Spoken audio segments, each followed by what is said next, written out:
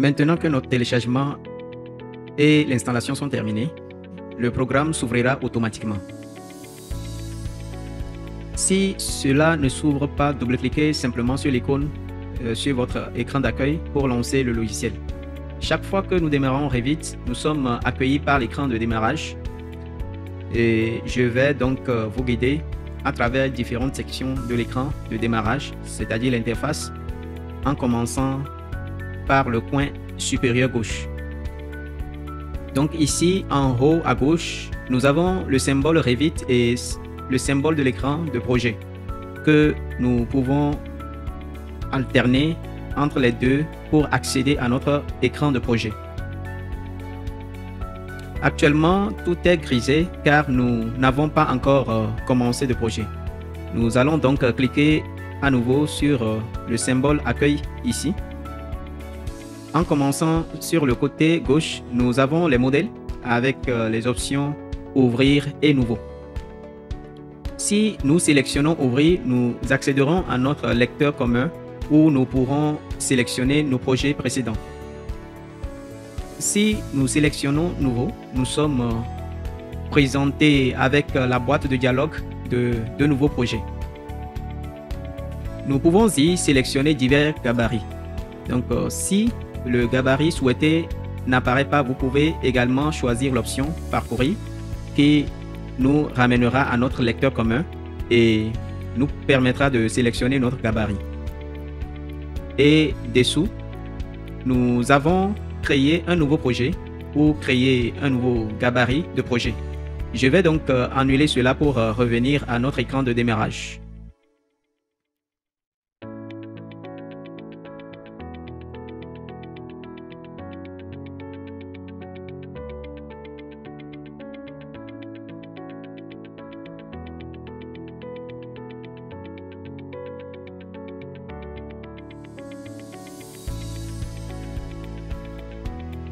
Ensuite, continuons avec les modèles.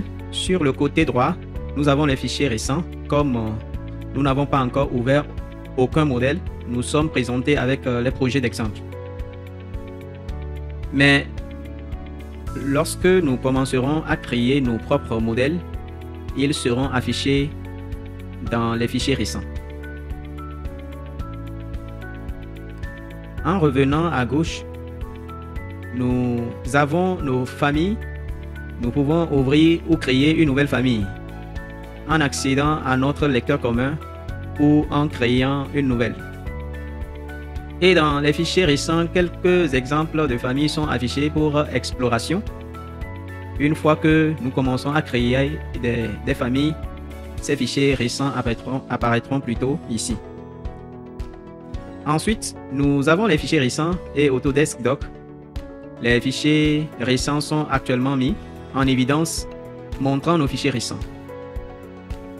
En dessous, nous avons Autodesk Doc qui se connecte à votre compte en ligne où vous pouvez accéder et partager des documents avec des collègues et des clients.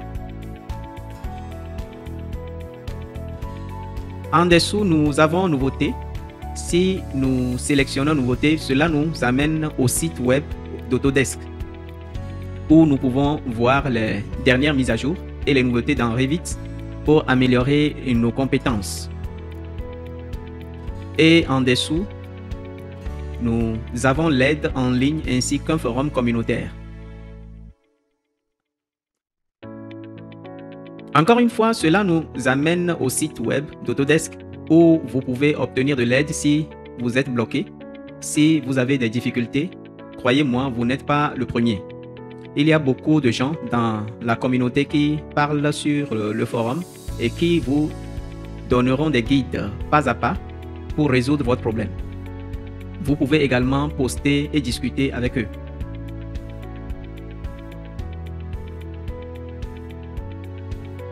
Ensuite, nous avons le support client d'Autodesk. Si vous avez des problèmes avec le logiciel lui-même, pas comme ou bien vous ne savez pas comment l'utiliser, mais des problèmes particuliers comme des bibliothèques corrompues ou le logiciel qui ne se charge pas, c'est ici que vous vous adressez.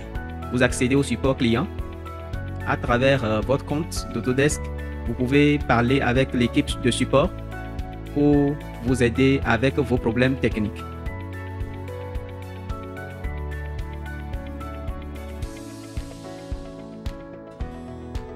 Pendant toute la durée de la formation, le gabarit que je vais utiliser est le gabarit architectural métrique.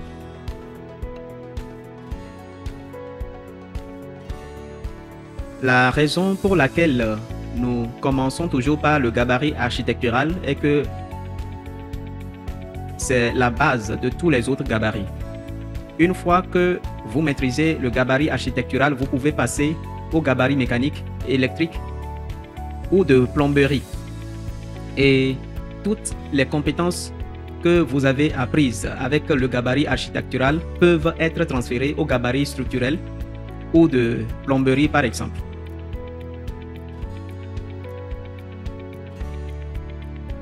Nous allons donc commencer. Cliquez sur Nouveau, allez sur notre fichier de gabarit et ici, j'ai différents gabarits. Cela peut paraître différent pour vous car j'en ai ajouté quelques-uns moi-même. Mais l'essentiel est de trouver le gabarit architectural.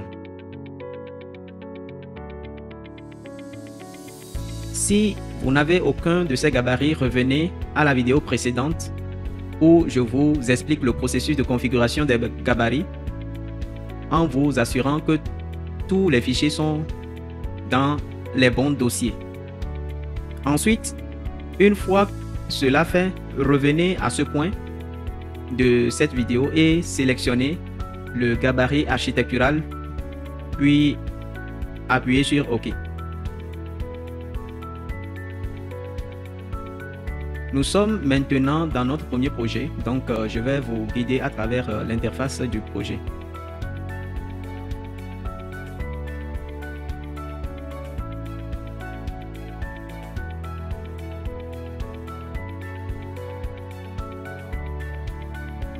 En commençant par le coin supérieur gauche, nous avons Fichier. Lorsque nous sélectionnons Fichier, cela ressemble beaucoup à d'autres logiciels où nous avons Nouveau, Ouvrir, Enregistrer, Enregistrer sous, Exporter, Imprimer et Fermer. Si vous survolez une de ces icônes, un dossier supplémentaire s'affiche. Nous pouvons créer un nouveau projet, une nouvelle famille, une masse conceptuelle, un nouveau cartouche ou un symbole d'annotation. Ensuite, pour ouvrir, nous pouvons ouvrir un modèle dans le cloud, un projet, une famille, un fichier, Revit, etc. Dans certains de ces dossiers supplémentaires, il y a une petite flèche. Si vous surveillez cela, la liste s'affiche et montre ce qui est disponible. Ensuite, nous avons enregistré pour sauvegarder notre projet actuel. Nous pouvons utiliser enregistrer sous pour enregistrer ce projet dans le cloud ou sous un autre nom ou comme un gabarit, et nous pouvons également sauvegarder toutes les familles chargées que nous avons créées dans ce projet pour les mettre dans notre bibliothèque. Ensuite, nous avons exporté pour exploiter différents formats de fichiers dans Revit. Tout d'abord, les formats CAO, DWG, DXF, DGN, OBJ, ACS et STL. Nous pouvons également exporter en PDF, DWF, FBX, ou bien nos types de famille, nos GBXML, qui sont nos analyses énergétiques, et IFC. Le fichier IFC est un format commun pour exporter les informations BIM.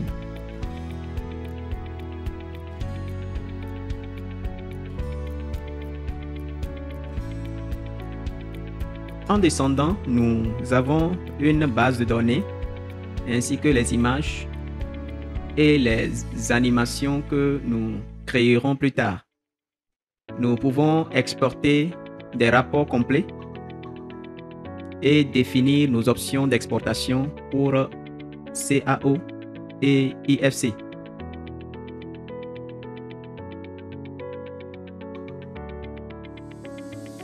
Ensuite, nous avons imprimé pour une simple impression, une impression par lot pour un grand nombre de dessins à la fois, un aperçu avant impression ainsi que les options d'impression. Dans la section vide ici, ce sont nos documents récents.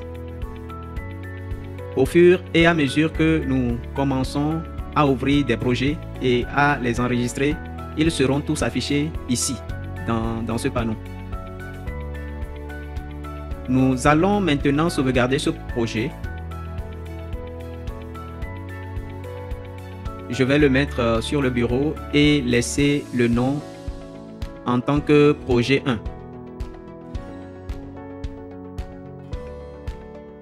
Une fois que nous avons navigué vers notre projet sur le bureau, nous gardons le nom de fichier comme projet 1 et nous appuyons sur enregistrer. Maintenant que nous avons sauvegardé, lorsque nous revenons à notre fichier, nous voyons que notre projet 1 est dans nos documents récents. Et vous remarquez sur le côté droit, nous avons une petite épingle. Alors cette épingle nous permet de verrouiller ce projet en haut de notre liste. Nous pouvons avoir plus de 10 dessins dans nos documents récents. Et si nous avons un projet auquel nous revenons encore et encore, nous pouvons ajouter l'épingle, ce qui signifie que peu importe quand nous revenons à cette section de documents récents, notre projet 1 sera toujours épinglé en haut. Ensuite, en bas, nous avons fermé, ce qui fermera notre projet actuel. Et en bas, à droite, nous avons quitté Revit, ce qui fermera le logiciel. Ici, nous avons plutôt nos options que nous avons parcourues dans la dernière vidéo. Alors, sur le côté droit, nous avons notre barre d'outils d'accès rapide.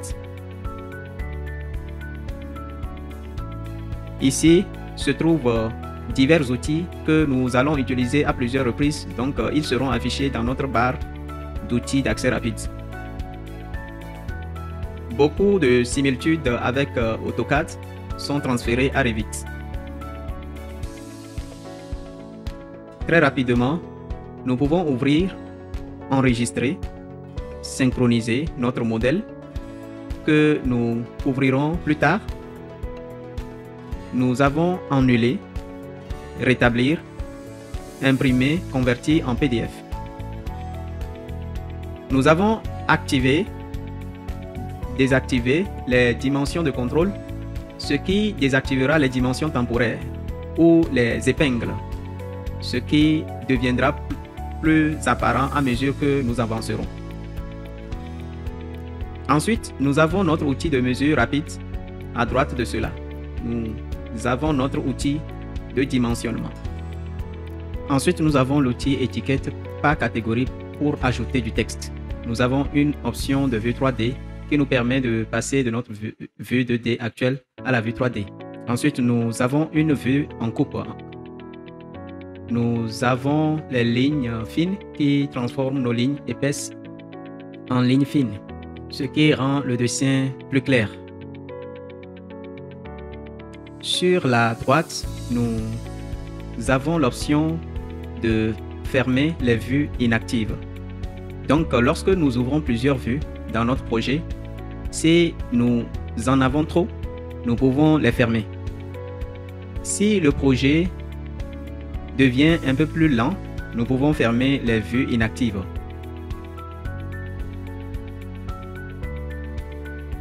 Ensuite, nous avons basculé entre les fenêtres. Lorsque nous avons nos vues ouvertes, nous utilisons cet outil pour passer d'une fenêtre à l'autre et tout à droite, nous avons l'option de personnalisation comme dans AutoCAD. Nous pouvons activer et désactiver des options. Sur la droite, nous avons notre centre d'information configuré comme AutoCAD et nous pouvons nous connecter à notre compte. Nous pouvons acheter les applications, aller au centre d'aide. Nous allons maintenant descendre à la section du ruban principal, exactement à la même configuration qu'AutoCAD. Votre connaissance pourra facilement se transférer à Revit. Nous commençons avec les onglets en haut et tout est bien organisé pour nous dans cet onglet. Notre premier onglet est l'onglet architecture qui sera notre onglet principal utilisé tout au long du processus de modélisation. Nous avons également inséré, annoté, analysé, vu, gérer et modifier. Dans chacun de ces onglets, nous avons ce que l'on appelle des rubans. Chaque onglet a un ruban qui affiche tous nos outils ici. Les rubans sont organisés en panneaux. Le premier est notre panneau de sélection avec notre outil de modification qui nous permet de sélectionner des composants dans le panneau de construction où nous allons créer nos murs, portes, fenêtres, toits et plafonds, circulation pour rampe et escalier, modèle pour notre texte de modèle, les lignes, surface de pièces où nous pouvons créer des pièces, afficher la zone ou le panneau d'ouverture pour insérer des ouvertures dans les murs et les toits, le panneau de base pour nos grilles et niveaux et notre plan de travail pour définir notre plan de travail. Parce que nous travaillons dans un environnement 3D, nous devons définir nos plans de travail contre la face de notre objet pour que le logiciel sache exactement où nous voulons placer nos matériaux ou découper des ouvertures dans les murs. Encore une fois, cela deviendra plus évident au fur et à mesure que nous progressons. Sur la droite, nous avons notre barre de navigation. Cela nous permet de zoomer et de nous déplacer dans le dessin. Si vous utilisez la molette dans AutoCAD et que vous y êtes habitué, vous pouvez le faire sans problème. Mais vous trouverez beaucoup plus cela facile ici et rapide à utiliser simplement avec une souris et un clavier. Mais ceci est une question de préférence personnelle. Utilisez ce qui vous semble le plus facile pour modéliser. Ensuite, nous avons nos différentes options de zoom, comme zoomer sur une région, zoom arrière pour s'adapter, etc. À gauche, nous avons notre palette de propriétés et en dessous notre navigateur de projet. Ce sont deux palettes très importantes qui doivent toujours être ouvertes pendant toute la durée de l'utilisation de Revit. Si vous les avez accidentellement fermées, ne vous inquiétez pas. nous allons à l'onglet Vue et à la fin du ruban, nous avons l'interface utilisateur. Ici, nous pouvons les activer et les désactiver. Donc, notre navigateur de projet. Si je le désactive, il disparaît, et si je le réactive, il revient. Donc, si vous l'avez accidentellement fermé, allez simplement dans l'onglet Vue, interface utilisateur, et vous pouvez les activer et les désactiver ici. Revenons à l'onglet architecture. Notre palette de propriétés. Il s'agit d'une boîte de dialogue sans mode où vous pouvez afficher et modifier les paramètres qui définissent les propriétés des éléments. En gros, ce que nous sélectionnons dans Revit, les propriétés de ce que nous sélectionnons seront affichées dans la palette des propriétés. Actuellement, rien n'est sélectionné dans notre projet, donc il affiche les propriétés dans cette vue qui est le niveau 0.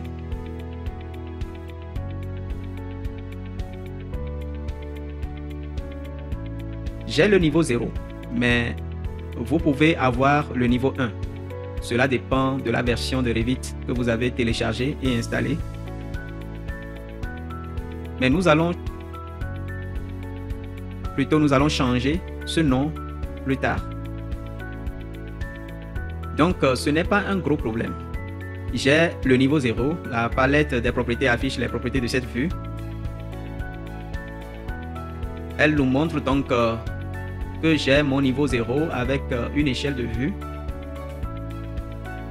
de 1 sur 100, qui est également la valeur d'échelle. Nous avons notre modèle d'affichage normal et demi-teinte et ne pas afficher. Donc, si je dessine rapidement un mur,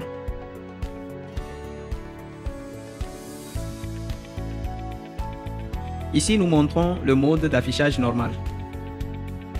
Si je change en demi-teinte, il adoucira les tons de ce mur. Il deviendra essentiellement grisé. Alors le but de cela est que si nous dessinons notre maison et qu'elle est existante, il n'y a pas de changement ou de rénovation à la maison réelle.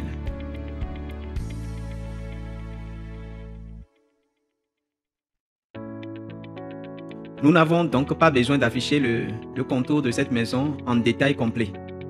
Nous adoucissons simplement le ton et tout le travail de rénovation sera en pleine teinte dans le dessin. Je vais le remettre en mode normal.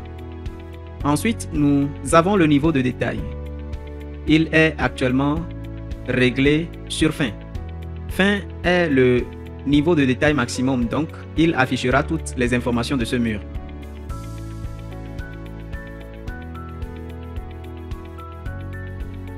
Nous avons moyen pour ce mur particulier.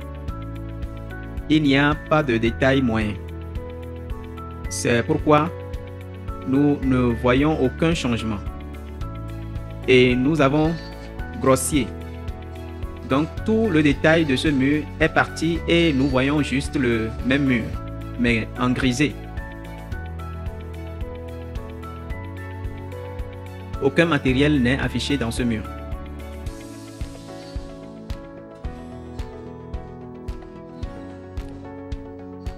La visibilité des parties.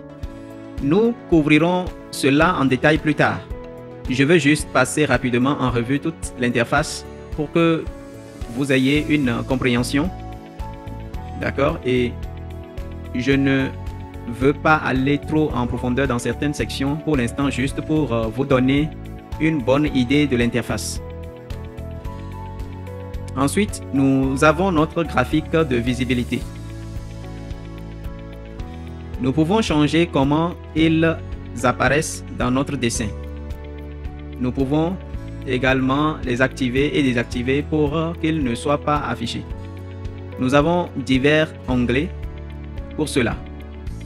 D'abord, nos catégories de modèles. Donc, nos catégories de modèles sont les colonnes, les murs, etc. Ensuite, nous avons nos catégories d'annotation. Donc, nos lettres, nos textes plutôt, les dimensions, étiquettes, etc. Catégorie de modèles analytiques. Toutes les informations analytiques dans Revit, c'est ici qu'elles seront affichées. Tous les documents importés dans notre fichier Revit. Alors, disons un fichier CAO ou une image. Ils seront affichés ici et nous avons un filtre pour filtrer les informations que nous ne voulons pas afficher. Encore une fois, je passe rapidement sur cela pour l'instant. Nous allons entrer dans plus de détails plus tard. Ensuite, nous avons l'affichage graphique. Une fois que nous avons créé notre modèle, nous pouvons changer comment il apparaît pour certaines raisons. Nous avons différents styles. Nous avons le fil de fer, les lignes cachées, les couleurs cohérentes et le réaliste. Si vous utilisez 3D dans AutoCAD, ces styles vous seront familiers. Ils deviendront plus évidents au fur et à mesure que nous progresserons. Ils seront juste différents affichages de ce que nous créons. Le fil de fer sera plutôt complètement transparent. Nous pouvons voir toutes les lignes de construction derrière tout. Donc, tout sera affiché jusqu'à réaliser où nous verrons l'image réaliste de la brique, bloc, de l'isolation, absolument tout, jusqu'à un rendu. D'autres options que nous avons, nous pouvons ajouter des ombres, nous pouvons rendre les lignes esquissées. Donc, si nous faisons une proposition, nous pouvons donner aux lignes une apparence esquissée.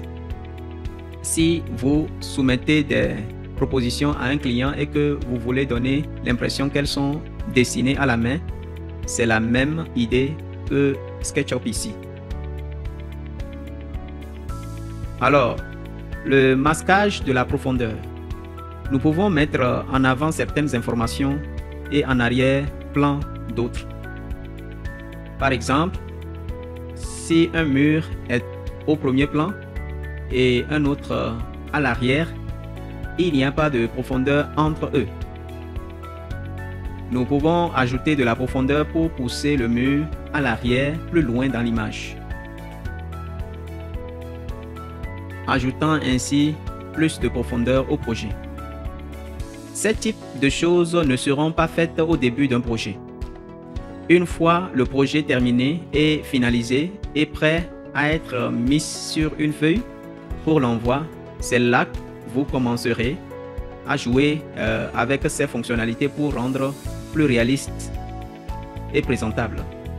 Même chose pour le schéma d'éclairage et l'aspect réaliste. Nous allons annuler cela. Ensuite, nous avons notre orientation nord du projet que nous pouvons correctement orienter vers le nord, le sud, l'est, l'ouest, le placer dans notre dessin et ensuite nous pouvons faire pivoter le projet. Nous avons des murs à angle droit de 0 ou 90 degrés dans notre vue pour nous aider à modéliser. Mais nous savons que la position du bâtiment est fidèle à sa position réelle sur le site. Même configuration que si nous changions cela dans AutoCAD.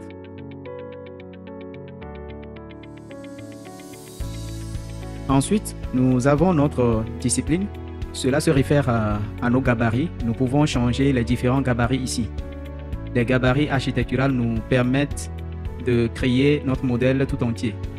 Les autres gabarits ont différentes fonctionnalités. Certaines en ont plus et d'autres moins. Par exemple, le structurel se concentrera principalement sur la structure du bâtiment, c'est-à-dire les colonnes et les poutres. Il n'est donc pas nécessaire d'ajouter des portes et des fenêtres ici.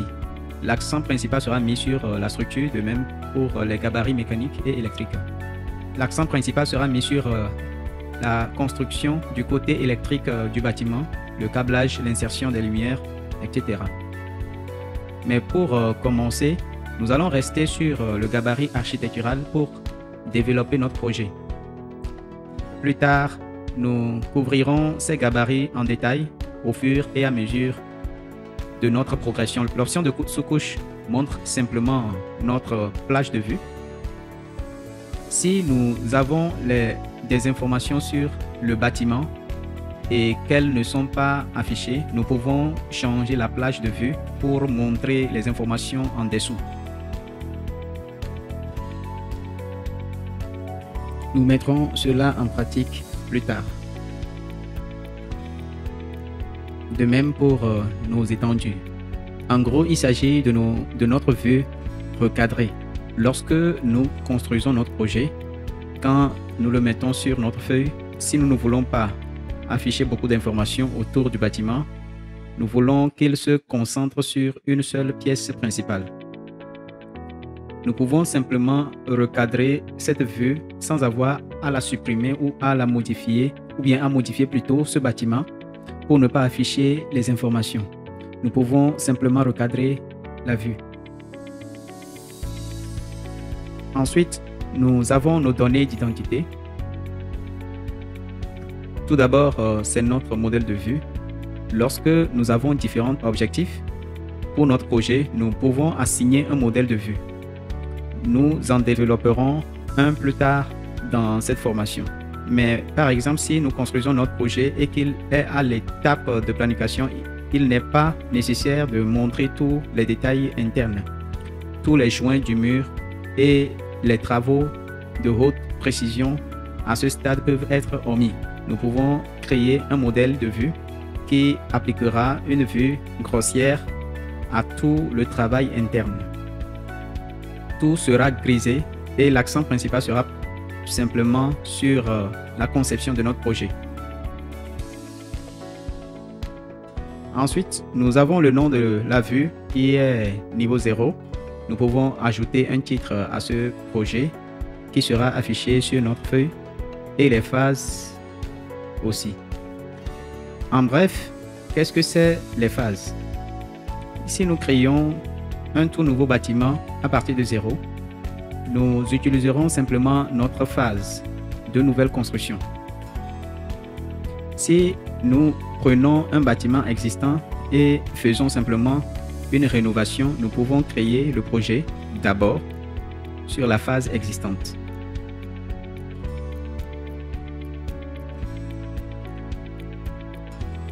Nous pouvons construire notre projet, construire la maison existante et une fois cela fait, nous passerons à notre nouvelle construction, ce qui griserait le bâtiment. Nous pouvons ensuite appliquer le nouveau travail de rénovation à notre projet, ce qui signifie que nous n'avons pas besoin de créer un plan existant et un plan de proposition. Alors, cela nous évite de doubler notre travail. Nous construisons simplement un projet et appliquons toutes les informations à celui-ci.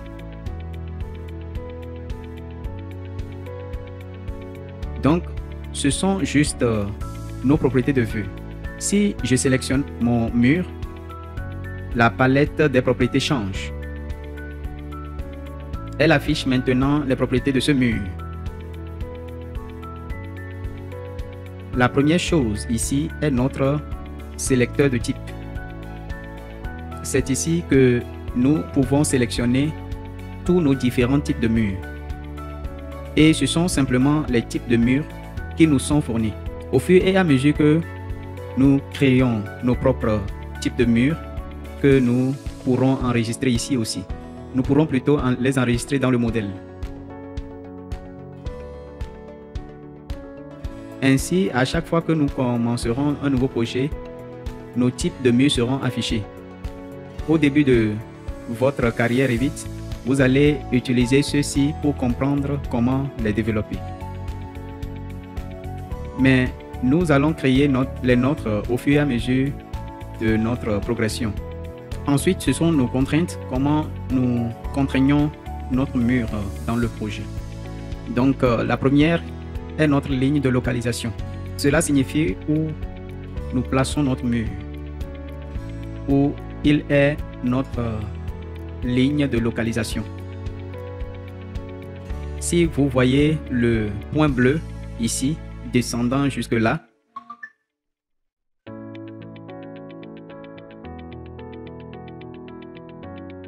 si sélectionné, nous verrons il y a la ligne bleue en pointillé qui est notre ligne de localisation. Donc, c'est comment nous plaçons notre mur. Si je change cela en face intérieure, fini, cela change maintenant du côté intérieur de ce mur. Et pour l'extérieur, du côté extérieur de ce mur. Donc, selon la façon dont vous obtenez vos dimensions pour votre projet et comment vous voulez les placer, c'est ainsi que vous choisissez avec votre ligne de location comment vous voulez dessiner et placer votre mur.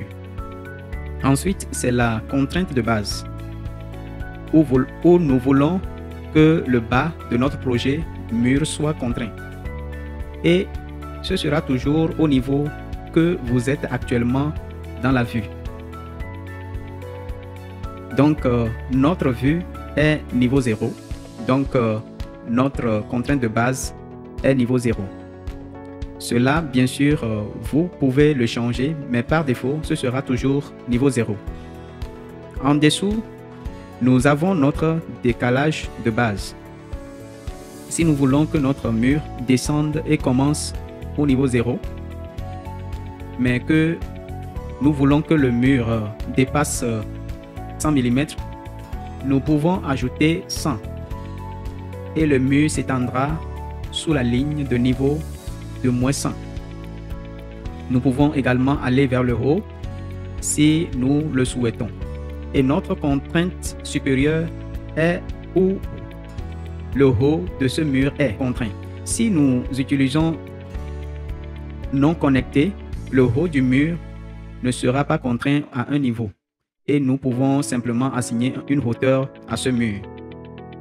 Nous pouvons également ajouter un décalage à cela.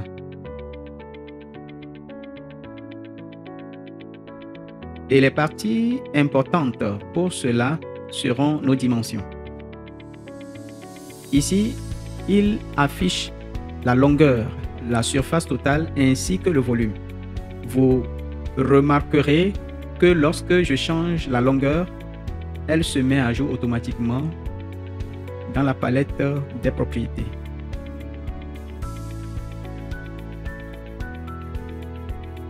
C'est un outil très puissant pour nous.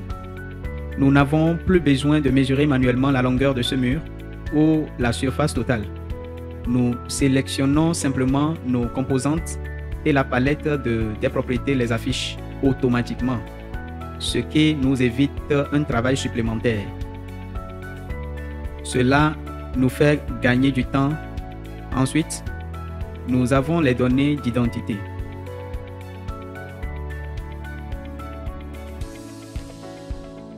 Tout d'abord, c'est notre image. Ce que nous pouvons faire, c'est que si c'est un type de mur particulier ou par exemple si je fais de cela une fenêtre, nous pouvons ajouter une image de la fenêtre réelle du fournisseur. Nous pouvons ajouter des informations dans ce composant qui seront affichées.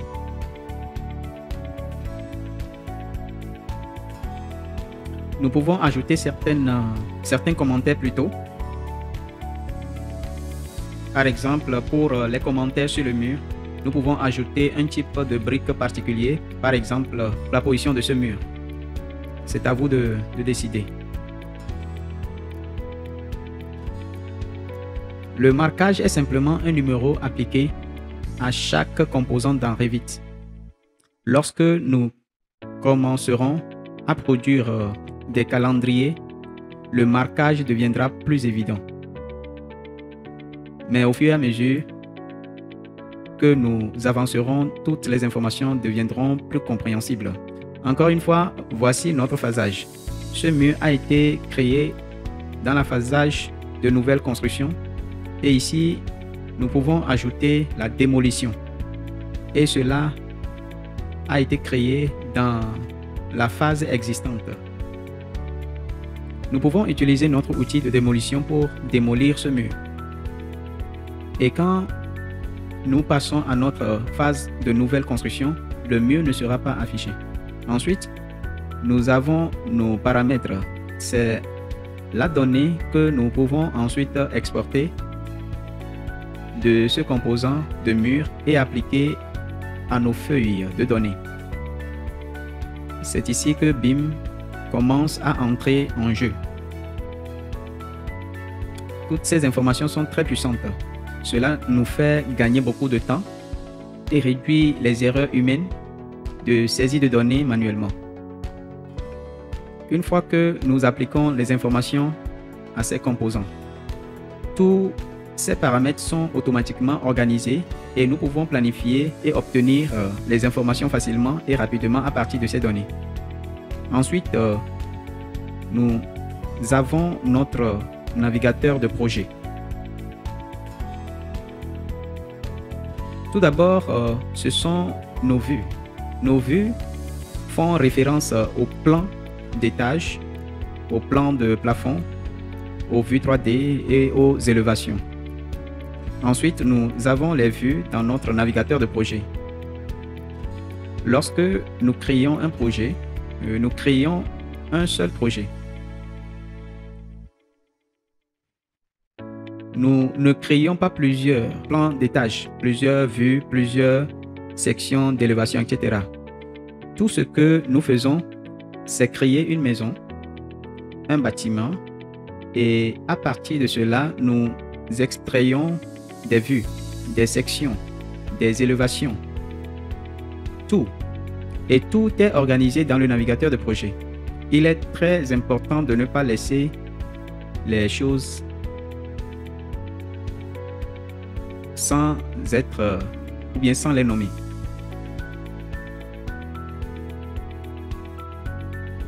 Il est très important de nommer correctement tous vos étages et élévations pour qu'ils soient facilement trouvables et référencés. Lorsque vous arrivez à la fin de votre projet et que vous appliquez des vues pour être imprimées ou partagées ou pour être accessibles facilement, il est très important de les nommer correctement. Ensuite, ce sont nos plans de plafond. Quel que soit le plan d'étage que nous avons, niveau 0 et niveau 1 seront automatiquement générés pour un plan de plafond. Un plan de plafond aura une hauteur par défaut de 2600 mm. Donc, lorsque nous ouvrons notre vue de plan de plafond, ce sera le même plan d'étage ou niveau 0. Mais la vue sera à partir de 2,6 mètres de haut, ce qui signifie que nous pouvons appliquer un plafond, ajouter des lumières et nous savons que la hauteur par défaut sera de 2,6 mètres de haut. Bien sûr, cette valeur est juste une valeur par défaut proposée.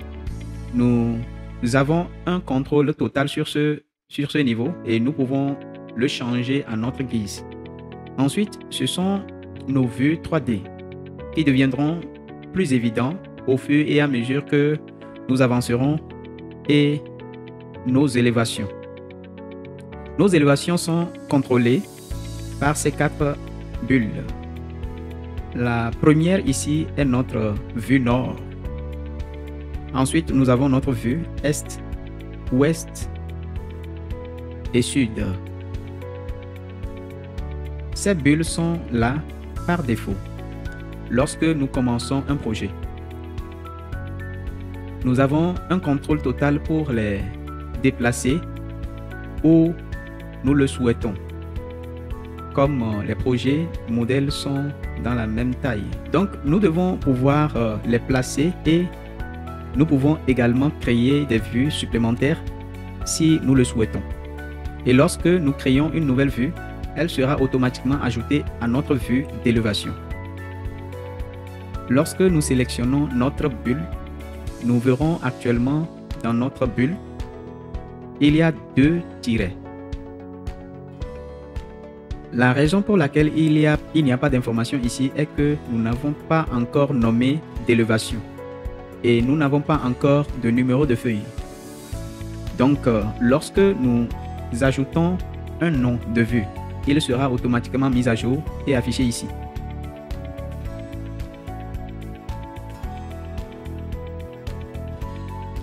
Ok, donc ici. Ici. Voilà, donc je ne peux pas vraiment changer ce nom ou le haut, mais lorsque nous plaçons une élévation sur une feuille, le numéro de feuille sera affiché ainsi que le numéro de vue. Cela nous évite de revenir, de renommer nos vues et d'ajouter le numéro de feuille. Cela élimine totalement toute erreur humaine. Si vous manquez une élévation, que l'étiquette est incorrecte.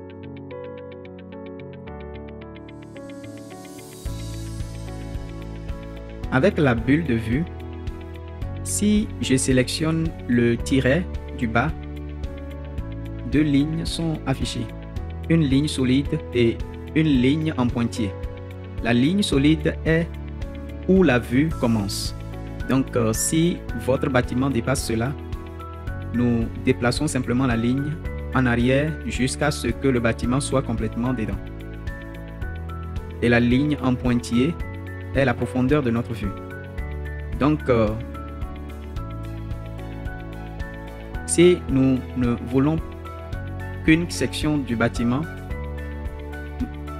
ou bien si nous ne voulons qu'une section du bâtiment soit affichée, nous la reculons et tout ce qui est en dessous ne sera pas affiché. Si nous voulons inclure le bâtiment, nous la tirons simplement vers le bas. Toutes ces bulles ont la même fonction. Plus en bas, nous avons nos légendes et nos calendriers que nous couvrirons plus tard. Ensuite, nous avons nos feuilles qui sont nos feuilles de papier où nous appliquerons nos vues et les enverrons à l'impression. Encore une fois, elles sont dynamiques. Donc, lorsque nous mettons à jour et changeons et ajoutons des informations à notre projet, toutes ces informations seront affichées ici. Nous n'avons donc pas besoin de changer ou d'ajouter quoi que ce soit. Par exemple, notre échelle, lorsque nous appliquons une vue dans cette cartouche, l'échelle s'affichera automatiquement. Ensuite, nous avons nos familles et groupes. Toutes les familles présentes dans le dessin seront affichées ici, ainsi que nos groupes. Et tous les liens que nous incluons dans notre projet seront affichés dans les liens Revit. Je reviens donc à mon plan d'étage niveau 0. Assurez-vous d'être sur votre plan d'étage car par erreur, beaucoup de gens reviennent au plan de plafond. Je suis donc sur mon plan d'étage niveau 0 où nous pouvons remonter à l'onglet en haut, le fermer et nous revenons à notre niveau 0. En bas à gauche, nous avons notre barre d'état. La barre d'état est presque comme notre ligne de commande dans AutoCAD. La différence est que nous n'y entrons pas d'informations. Elle affiche simplement des astuces ou des conseils sur ce qu'il faut faire ensuite. Par exemple, si je sélectionne mon mur et que je regarde dans le coin inférieur gauche, lorsque je dessine cela, me dira de cliquer pour entrer le point de départ du mur. de cliquer et cela me dira à nouveau ce qu'il faut faire ensuite. Il dit entrer le point de fin de mur, comme ça. C'est donc notre barre d'état qui nous dit quoi faire ensuite. À droite se trouvent nos contrôles de vue. La première chose est notre échelle. Lorsque nous travaillons avec AutoCAD, notre espace modèle est toujours à une échelle de 1 sur 1. Et quand nous voulons appliquer une échelle à notre projet et l'imprimer, nous allons à notre mise en page ou notre espace papier et nous utilisons une fenêtre pour appliquer l'échelle à la fenêtre. Ce que nous faisons dans Revit, c'est que nous appliquons l'échelle à la vue pendant que nous travaillons. Actuellement, notre échelle est de 1 sur 100 sur cette vue. Et quand nous allons l'imprimer, elle sera affichée à 1 sur 100.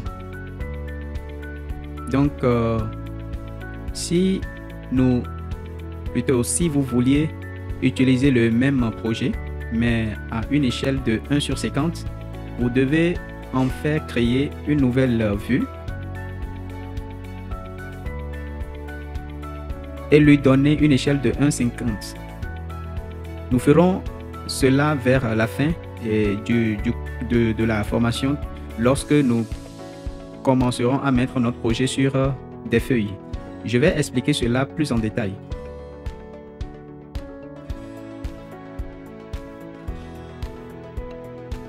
Je vais zoomer. Donc, si vous n'êtes pas issu d'un environnement AutoCAD, pour utiliser votre souris pour zoomer, vous utiliserez simplement la molette de défilement pour faire défiler vers l'intérieur et l'extérieur, et pour déplacer, cliquez et maintenez la molette et je peux me déplacer. Donc le zoom consiste à utiliser la molette de défilement et pour déplacer, je clique et je maintiens. C'est ainsi que vous allez naviguer. Nous avons ensuite notre niveau de détail. Si je sélectionne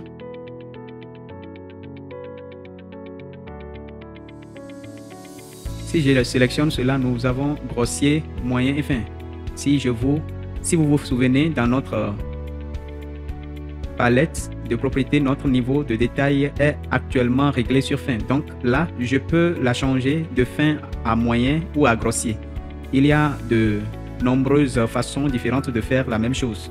C'est une question de préférence personnelle. Si vous préférez utiliser la palette de propriétés, n'hésitez pas. J'aime utiliser les contrôles de vue car ils sont plus proches de mon espace de dessin et je trouve cela beaucoup plus rapide à utiliser. Ensuite, c'est notre style visuel. C'est là que nous avons notre fil de fer, ligne, caché, ombré, couleur cohérente et réaliste. Pour expliquer cela un peu plus, nous allons monter à notre barre d'outils d'accès rapide en haut, changer à notre vue 3D et comment nous naviguons dans notre vue 3D. Encore une fois, nous utilisons la molette de défilement pour zoomer et dézoomer. Cliquez maintenant la molette pour déplacer. Mais maintenant que nous sommes dans un espace 3D, nous devons pouvoir orbiter.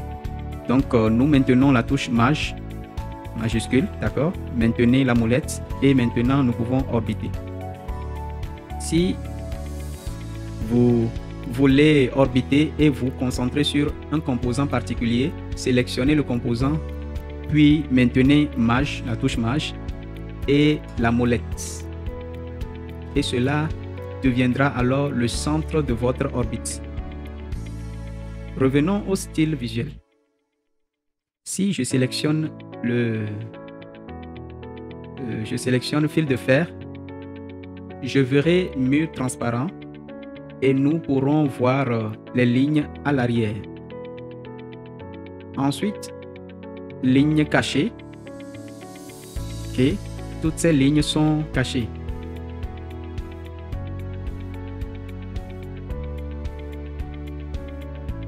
Ok.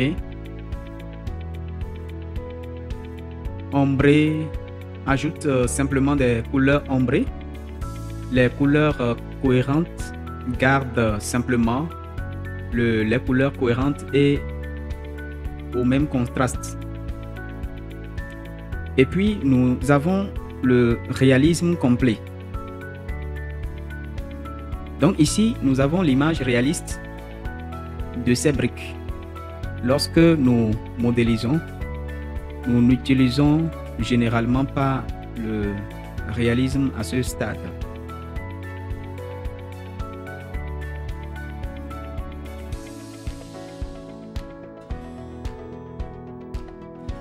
La raison en est que cela montre une image réelle.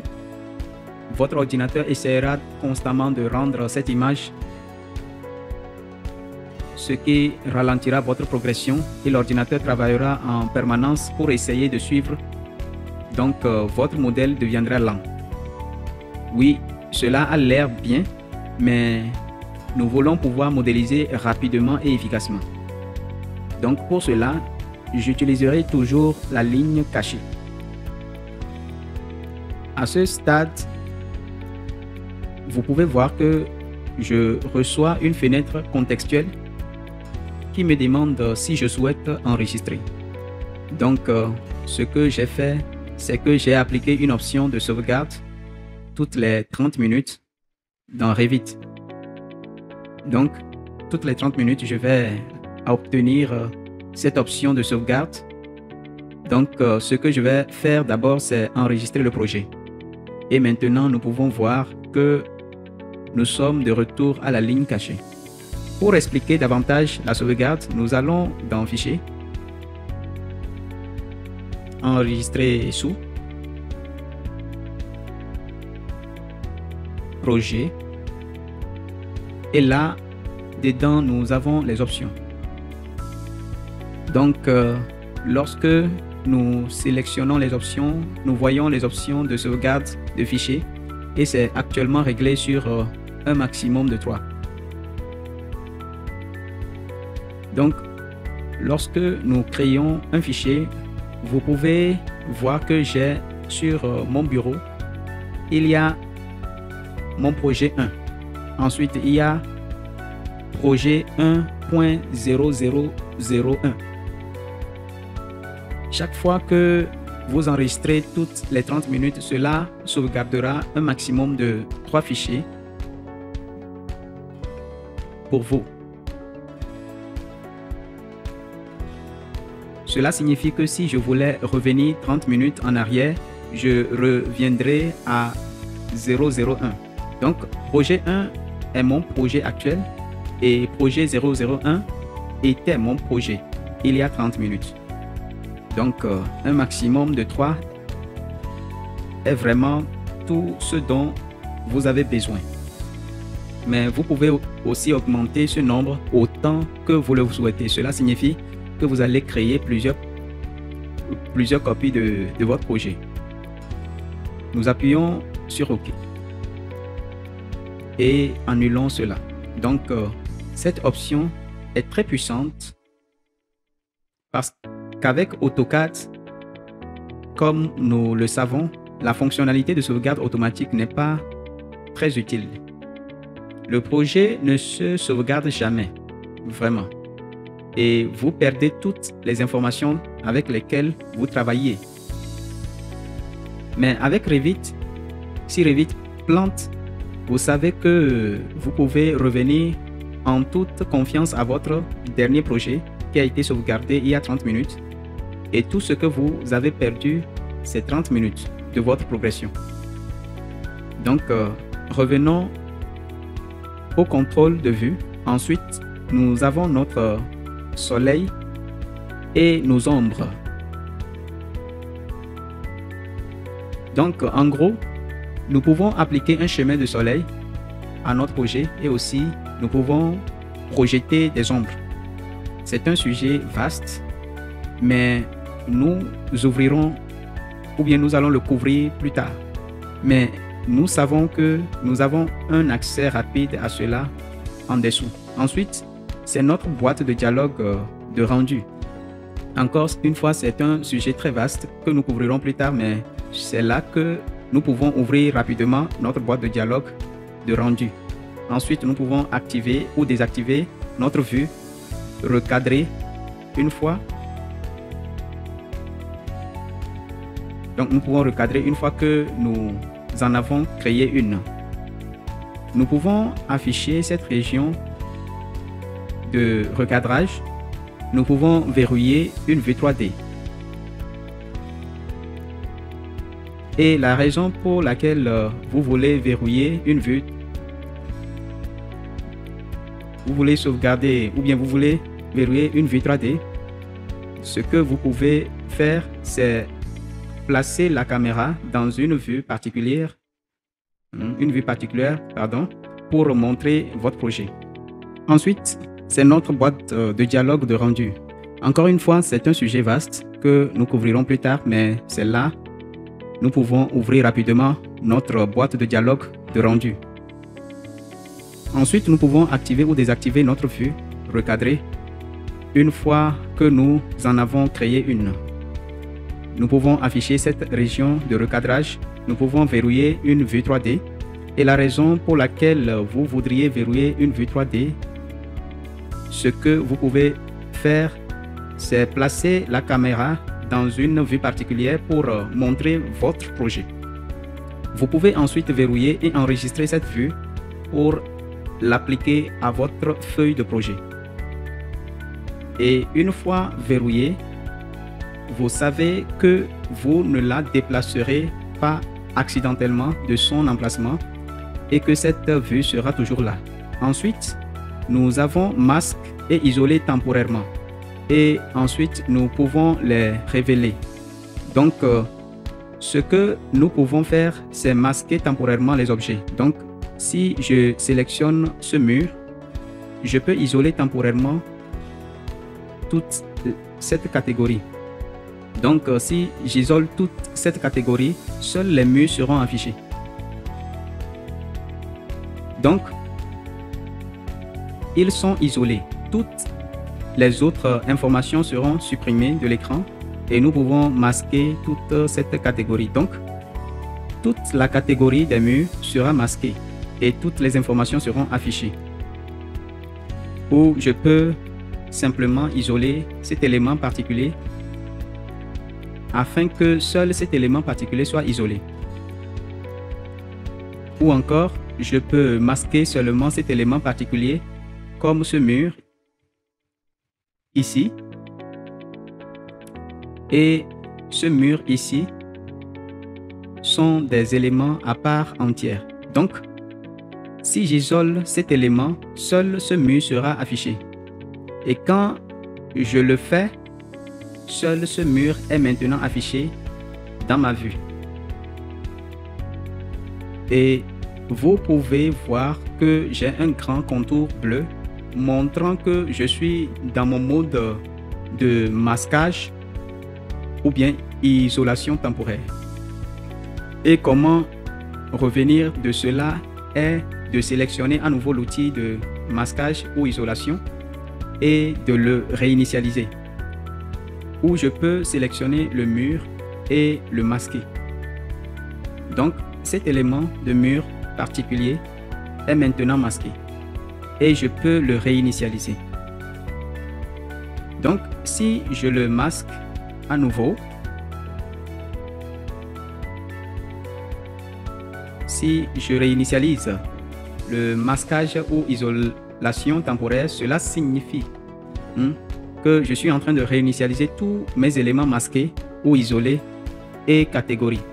Vous pouvez avoir plusieurs éléments masqués. Si vous réinitialisez, cela réinitialisera tout. Donc maintenant que j'ai masqué cet élément de mur, ce que je dois faire pour avancer est d'appliquer ce que je viens de faire. Donc je clique sur appliquer. Donc cet élément de mur est maintenant masqué. Si je voulais le ramener, ce que je fais est que je vais révéler les éléments masqués. Et là, il est en rouge. Je le sélectionne, je vais en haut à droite, démasquer l'élément. Il est maintenant démasqué, mais je dois appliquer ce changement. Donc, je vais dans le mode révéler les éléments masqués. Donc, je sors de là et je suis maintenant de retour dans le dossier et voilà mon mur de retour. Ensuite, nous avons les propriétés de vue temporaire, masquer le modèle analytique, surligner les éléments de déplacement et révéler les contraintes. C'est un peu technique à ce stade, donc nous allons avancer. Nous allons passer tout à droite où nous avons nos bascules de sélection. Tout d'abord, sélectionner les liens. Donc, si nous lions un fichier dans Revit, dans le projet, donc par exemple, si je lis un plan AutoCAD, si je veux que mon plan reste, mais que je continue de le sélectionner et que cela gêne, nous pouvons désactiver la sélection des liens. Donc, si vous désactivez cela, cela signifie que vous ne pouvez plus sélectionner ce lien, mais il reste dans le dessin. Et ensuite, sélectionnez les éléments de sous-couche.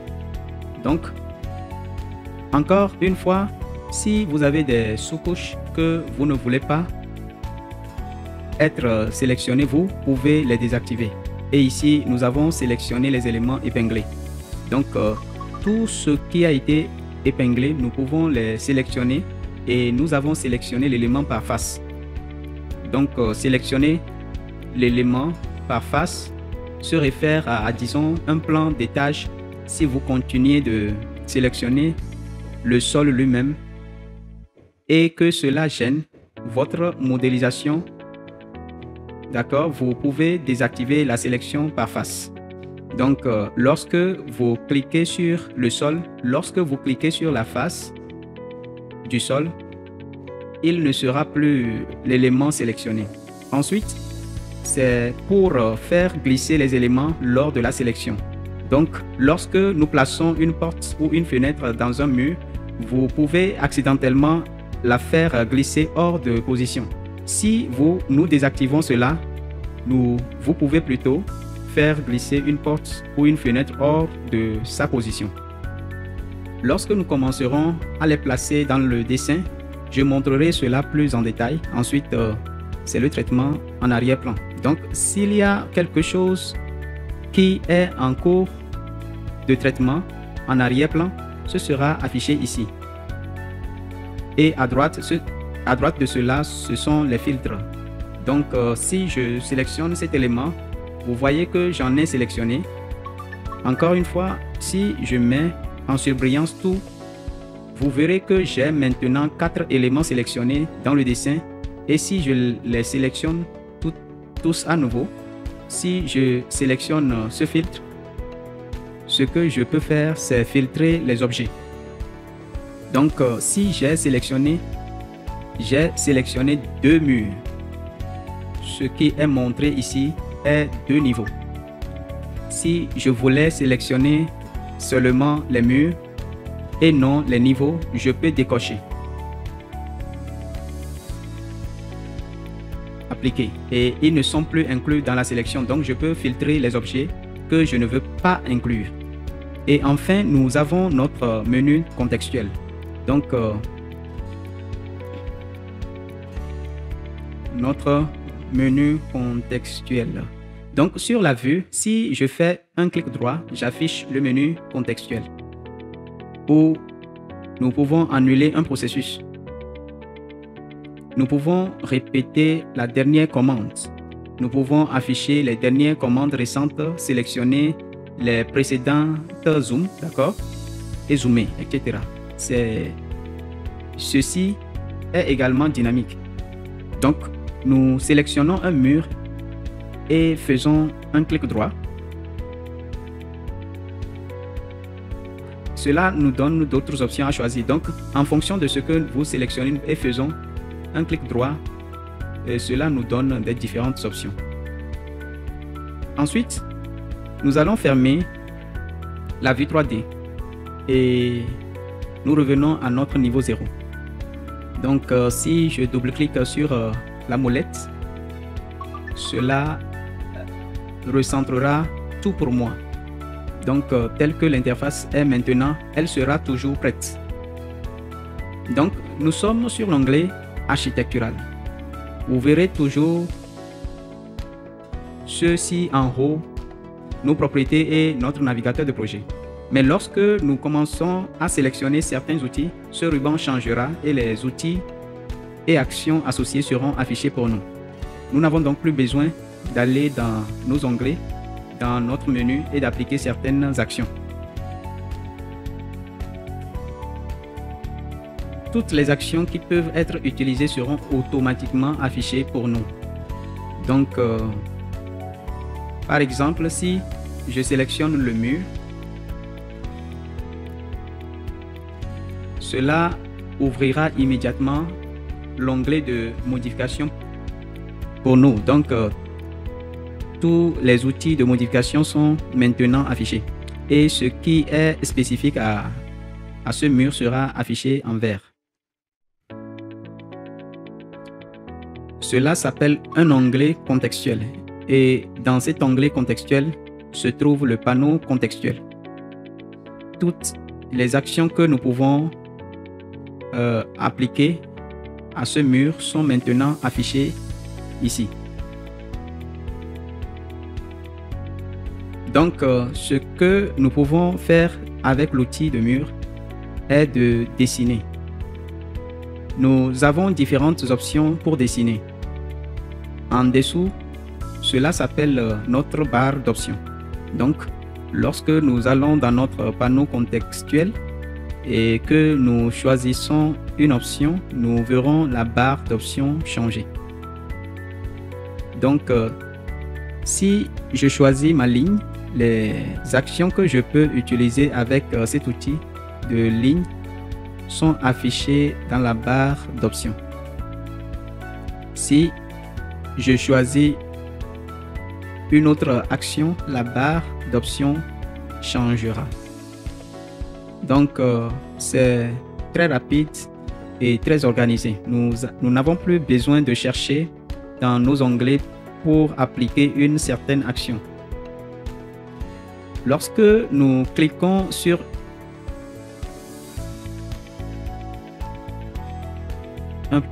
l'étape suivante sera automatiquement affichée pour nous, ce qui accélère considérablement notre processus de modélisation.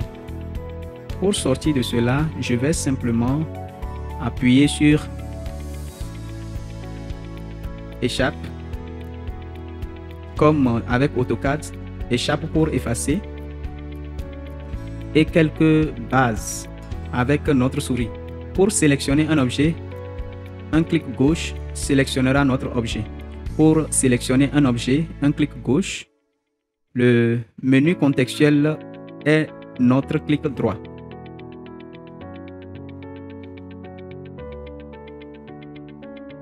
Donc, pour déplacer, nous cliquons et maintenant la molette de la souris. Pour zoomer, nous faisons défiler. Et pour zoomer sur l'étendue, nous double-cliquons sur la molette de la souris. Nous pouvons toujours utiliser nos touches Windows. Nous pouvons toujours couper, copier et coller avec CTRL X, CTRL C et CTRL V. Vous pouvez annuler votre dernière action avec CTRL Z, refaire votre dernière action avec CTRL Y et CTRL Maj pour basculer entre différents dessins. Et comme dans AutoCAD, nous avons besoin de notre sélection d'objets.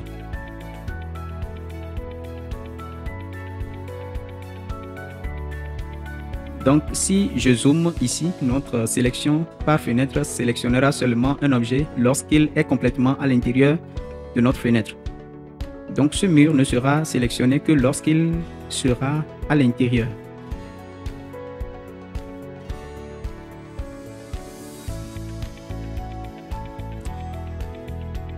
Échappe.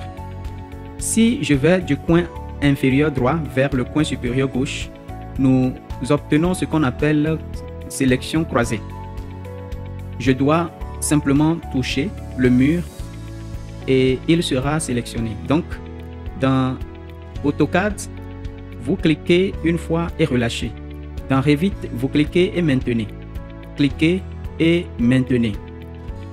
Déplacez vers le bas à droite.